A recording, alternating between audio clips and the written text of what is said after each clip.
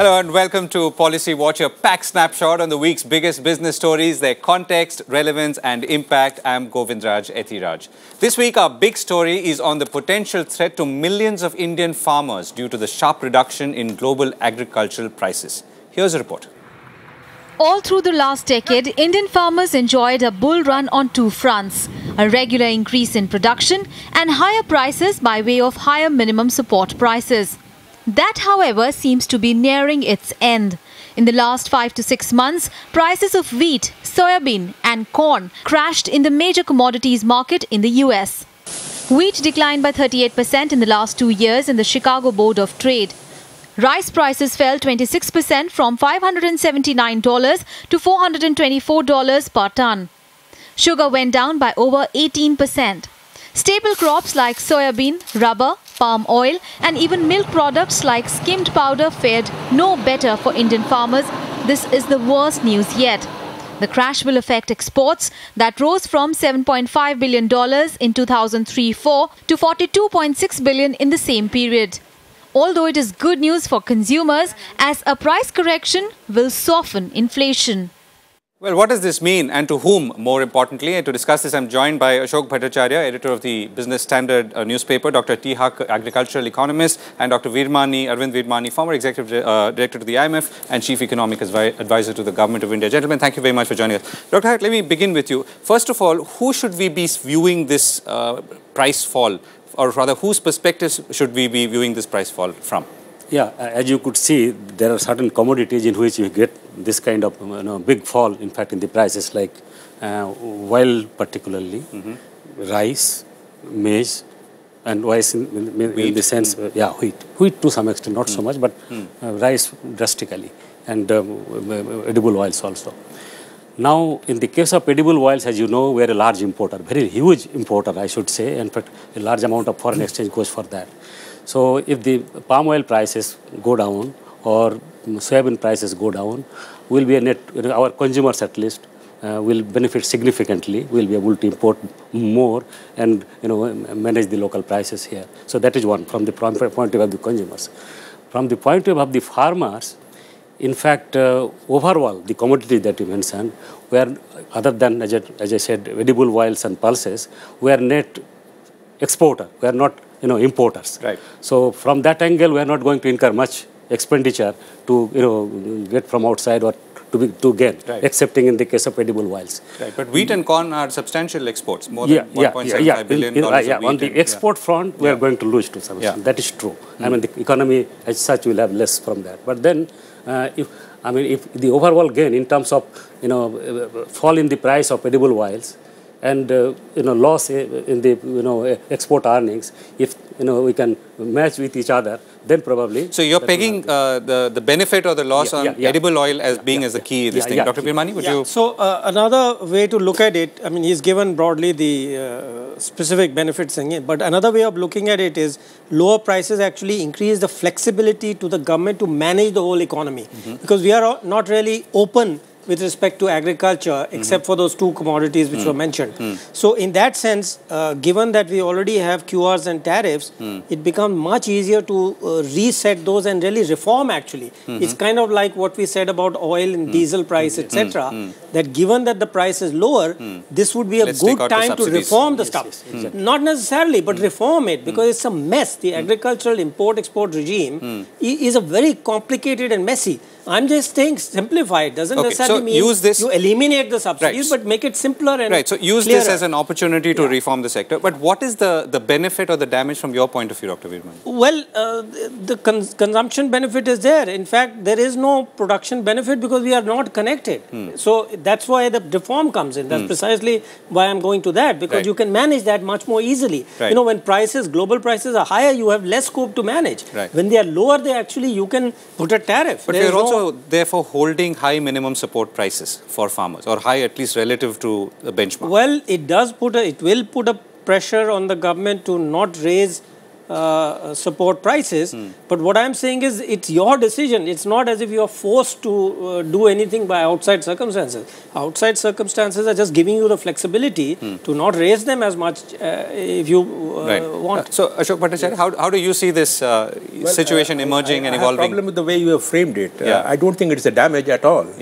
I think it's an opportunity, as both the other panelists said, for the simple reason that what are the two big import items in our agricultural basket?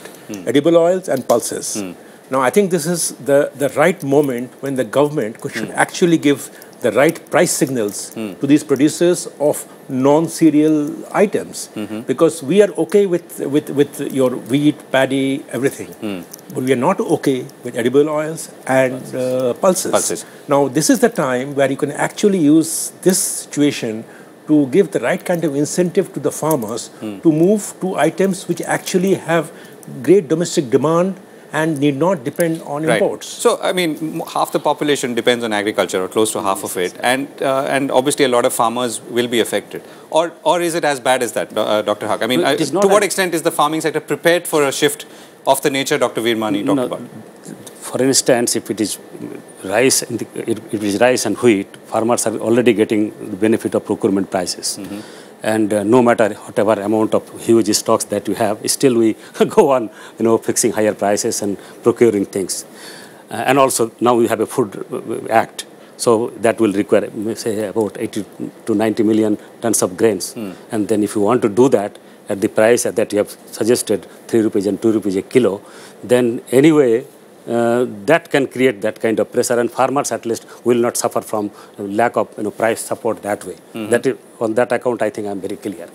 But in the case of edible oils, now suppose already the international prices are low, we are importing more. Now, if that tempts us to import more, that temptation will be there, because that saves our lot of exchange. But then, if that depresses the wild seeds economy here, the prices, then there is a risk of, again, not producing enough wild seeds and pulses, as we said, locally. And for that, there should be some kind of safety nets. Like we need to give a proper signal to the farmers that we have a reasonably, fixed import duty, so that we don't unnecessarily... So you're saying manage the supply or use the supply signals and also incentivize the farmers to produce or even diversify in favor of some of these commodities, from rice, wheat to this. Dr. Virmani, is that, it sounds like it's easier said. No, I think, as I said, to repeat, the flexibility means you can actually change the incentives now. This is the time to do it, because in some sense you're paying out less to the international world, right? You're paying less in oil, in all kinds of commodities. So that gives you greater power domestically. The direct benefit, as you said, is to consumers. But that translates into the fact that you may give them less subsidies. Because you're getting it directly in prices. You need less subsidies and maybe use them to more efficiently get the subsidies to the farmer. So if you're going to experiment, like we are talking about direct cash transfers on fertilizer, etc., this would be a good time to do it. That's what I mean by flexibility. Okay, so let's look forward. Dr. Haque, how do you see this evolving? I mean, do you see prices heading further down? Where could it land? No, for some time I think this trend will be there, because the overall demand-supply situation shows like that. But then, as a result of price response, change to price that is there, I think farmers will respond quite positively. So unless we again make proper adjustment and give proper signal, there could be further imbalances. That is true, and that may not be desirable. But so you're saying you see prices moderating from here on? And though they've been coming down steadily for the last 2 years. Ashok Bhattacharya, any downstream impact? Well, I mean, yes, I think the prices will remain more or less stable going forward. But I think you need to dismantle the kind of artificial controls you have imposed within the country and for free movement of agricultural produce. And perhaps this is also the right time for the states to exploit this opportunity to dismantle the APMC. And because when the prices are low, then it works, and the acceptance of that reform will be a little less harsh on the existing vested interest, which I mean, what I mean is the Adhatiyas. Now, in Delhi you have done it, but you haven't created the infrastructure. So alternative infrastructure is not in place, and the one that is in place is in a shambles. So I think the states that want to take this opportunity, and maybe the center should actually encourage more states to move towards the APMC Act dismantling, so that a little more free movement of farm produce can happen, so that farmers get the direct benefit of the prices. Right. Dr. Virmani, if again a 30,000 feet view, what is the benefit or downstream benefit, and how can we sort of continue to capitalize, at least in the near term, of falling prices like this? So the point is, when prices are lower, you can always raise them by tariffs. When prices are high, you cannot lower them. It costs you more. Correct. So that's the basic fundamental point about this. So lower prices globally can always be turned into an advantage. The question is, will you do it? Will you have, will you apply your mind to it? Will you use the opportunity? So in some sense, that's what we'll have to focus on. And what's the overall economic benefit? I mean, that's really what economic benefit is very clear. For example, he is talking about the Food Security Act. You don't need to hold now. You can always buy when the prices are low. When the prices are high, you would be in deep trouble. So in fact, you can say now we need not accumulate any more wheat. But again, it's a policy decision. The question is, will we take it? Will somebody apply his mind to it? Big benefit could be in terms of the long-awaited shift of people. 50% people depending on agriculture perhaps will explore options other than agriculture. Sorry, it also sounds a little painful. There's another one. They are value-added crops. Now, when prices are low, this is the time to think. Should we go for the kind of sprinkler irrigation, etc.? Go for high-value crops. Go the for question organic. I was trying to ask earlier as well is our farming sector at large, there are exceptions, prepared for these kind of shifts? I mean, go ahead, Doctor. No, I think I feel there are problems. Problems are like this. Like majority of the farmers are certainly there. If they will be in distress, and they are in distress, that is true. Even now they are in distress, but they don't find alternative opportunities to get out of agriculture and do something more productively or getting productive employment outside agriculture for various reasons, lack of education, skills, and mobility and things like that. But unless we create that kind of infrastructure and growth outside agriculture and absorb them that way through education, skills, and that mobility, I think that will not happen. And if that happens, that is going to be more disastrous, because if you've seen in the construction sector and otherwise coming to urban areas, creating slums, and already you have huge problems even in the urban areas. Urban poverty is basically the spillover effect of rural poverty and the farmers. Right. So in some senses, the other half of the economy, if it can be called the other half, is not ready to absorb. Exactly. So for that, government needs to have it. While we may desire it. The issue is that this is likely to happen sooner or later, and I think this is the time for the government to get into the act and prepare the other half of the economies, so to say, to absorb this labor, this working class, which is now may find agriculture increasingly less attractive. You have to be careful about the cycle and the trend. You decide. Either you say this is a cyclical phenomena which we expect for 1 or 2 years, which means it's an opportunity. If it's a trend, it's a whole different ball game. Then you better prepare for the future. So please, one has to be very, one has to first decide that. You can't have it both ways. And you may not know either way, so it's better No, you got to decide. You got to make a judgment. When I was in government, I had to make, as CA, I had to decide and say to the government, okay, this is what I think and this is what you should do. Right. Okay, so we need to take a break here, but we'll come back and we're going to talk about an issue which sort of this dovetails into, which is interest rates. Stay with us.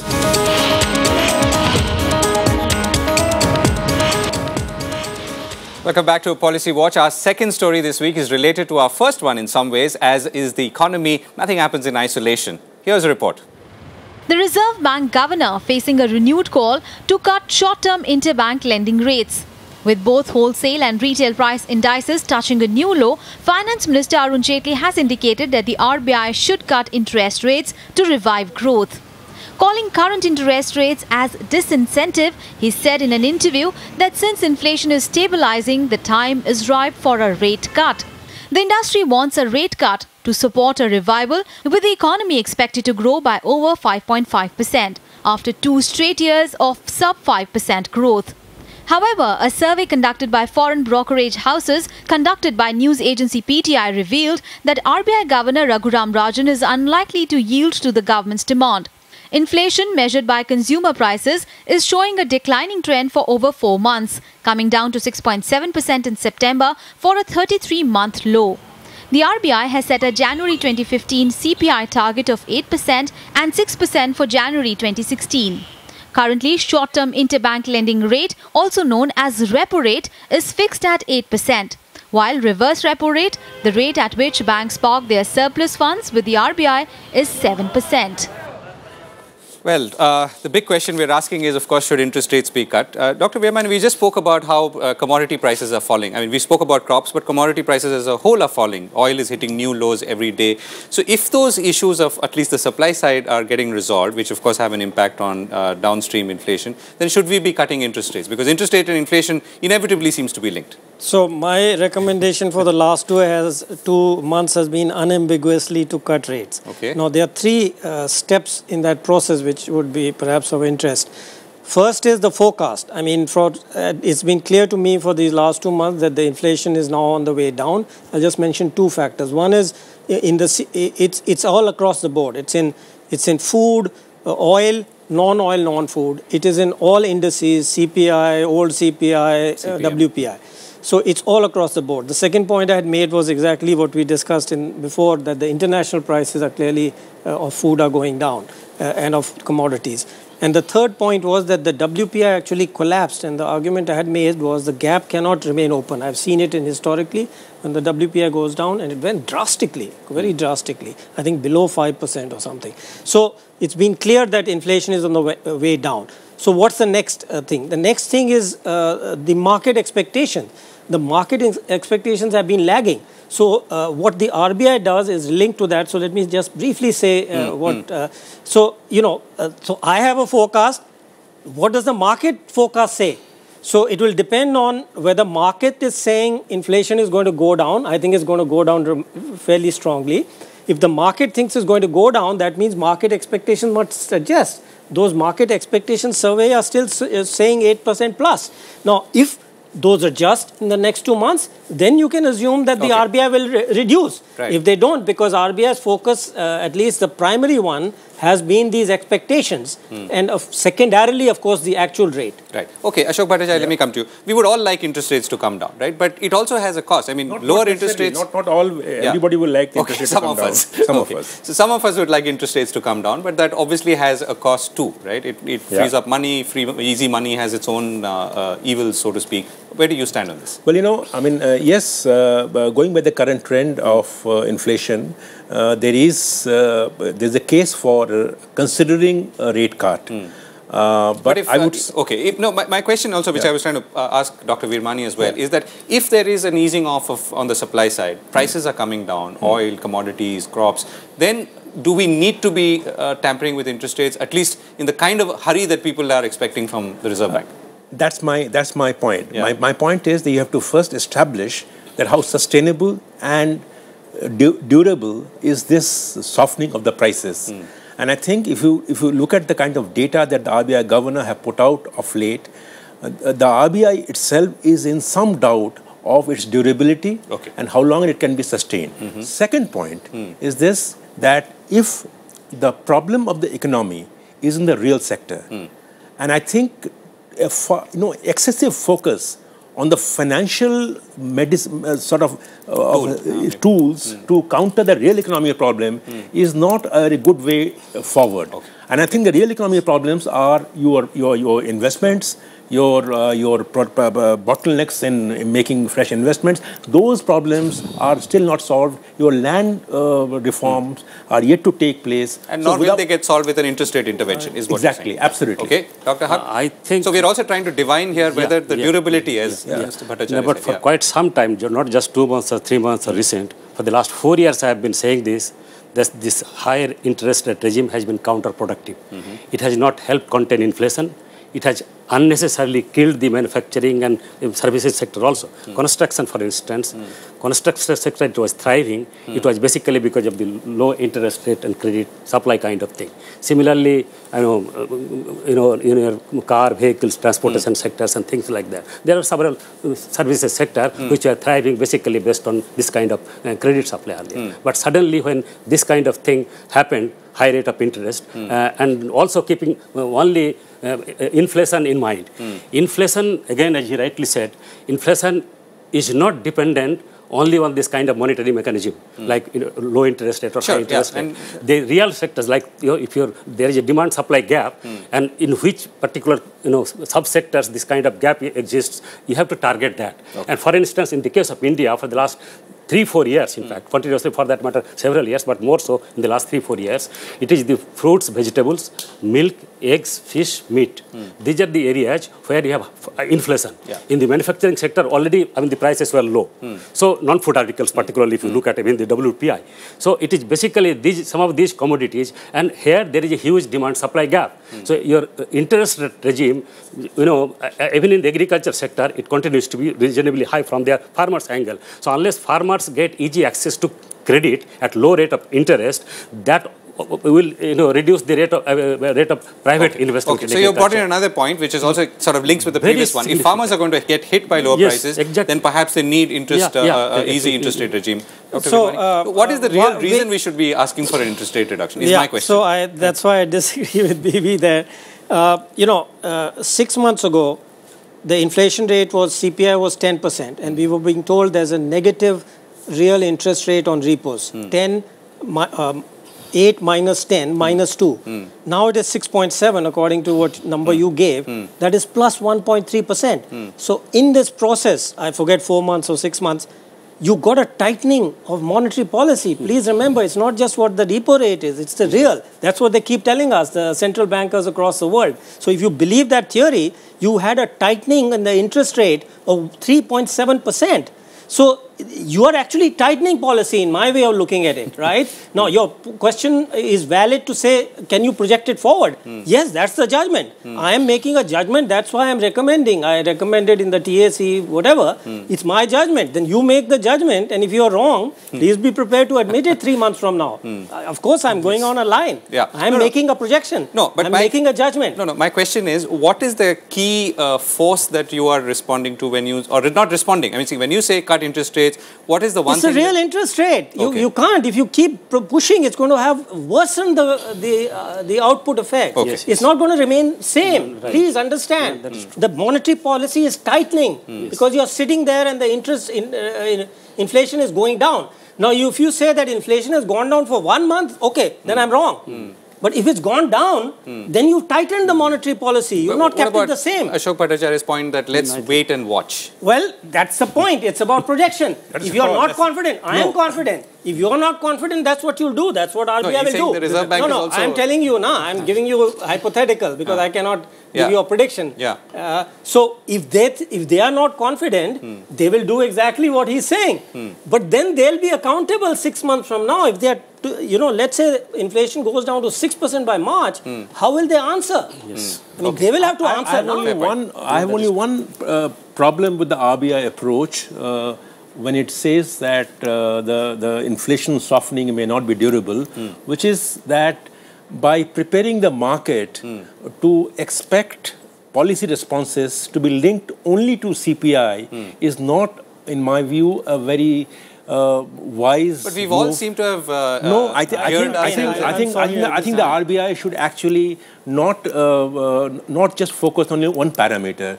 There are many other parameters for deciding what should be the interest rate stance. And I think today perhaps the RBI has painted itself into a corner. By saying that I will only stick to CPI. So what's the one parameter that you would look at? Well, I would look at apart from inflation. I would look at the demand supply gap in the economy. Okay, Dr. Virmani. So I disagree on 2 points. One is, till this governor took over, there was a multi-target approach: WPI, CPI, X, Y, Z, and so on. This governor said very clearly, we are going to focus on the CPI and the new CPI, right? So you can't keep changing the benchmark. That is what the policy of the RBI is. It's not going to change it. That much I can say.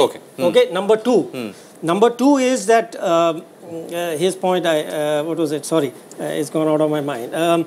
So let me come back. I think what I'm trying to understand is what's the impact of lower interest rates? I mean, as we kind of conclude, and I'll come back to you to answer the earlier one. Yes. Yeah, I mean, both a question and an answer also. Yeah. You answered one point of it, which is you said farmers will benefit because in any case they're going to get a hit. This is one, but the manufacturing sector, this has been crippling. In fact, this high interest regime has crippled, in fact, the whole manufacturing sector. Ashok Bhattacharya is saying it's not necessarily because of interest rates. He's saying because of everything else. No. And if you are giving so much of emphasis on inflation, where is the source? What is the source of inflation? As I mentioned clearly, that these are the sources, and where there is huge demand-supply gap currently for various regions. Okay. Income so I'll tell you another negative factor which will happen if what I said is correct, that positive 1.7, you're going to get more inflows of capital and your exchange rate is going to appreciate again. So please, you do not forget that. And it will happen because it's become real. Okay. I'm not saying, if inflation was 12, you reduce it. That's a different situation. If the inflation rate is really going down to 6, then you have to worry about that effect also. We've run out of time. Quick poll, yes, no, yes, no. Yeah. On what? Interest rates reduction. I think the governor should wait for at least 2 more months, maybe before February. Wait. He should not take a call. Wait. I think it is already late. Late. Okay. Dr. Virmani. Well, as I said, I recommended 2 months ago. Right. Okay. We've run out of time. Thank you very much. I think there seems to be some kind of consensus, even with some delays here. That's all we have time for on Policy Watch this week. We'll be back next week, same time. Thanks for watching.